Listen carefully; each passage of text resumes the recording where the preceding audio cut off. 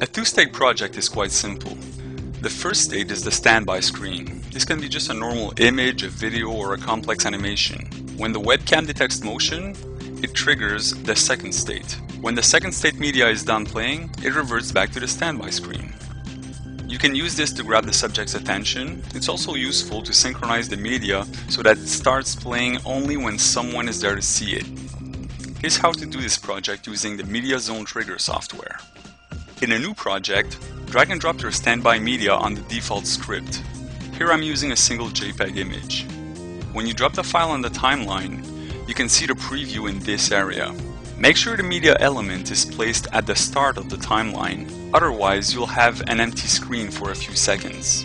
You can also move it on the preview plane and right-click on it to see more features like the full screen auto-positioning.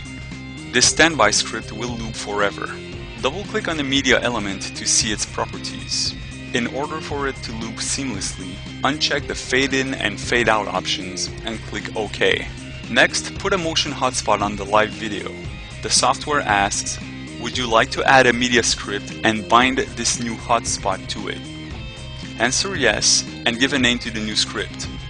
Now we have two scripts, the default script and the new empty script. Whenever the hotspot detects motion, this second script will be called. Drag and drop the media file you want on it. I'm using an AVI file here, but again it could be any media file format. Set it at 0 second and set it full screen like the standby image. When called, the script will play once, then it will go back to the default script. Double-click on the media element to see its properties and uncheck fade in but leave fade out. This will have a better effect for this project. Make sure the hotspot's sensitivity is correct. Bring the sensitivity slider to the left to make it more sensitive. Alright, click on the Test Play button to see if it works as expected.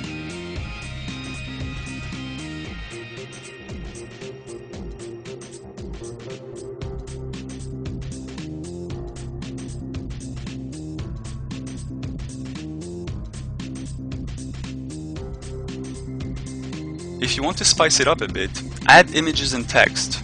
Remember that media placed on the top tracks will be displayed above other media.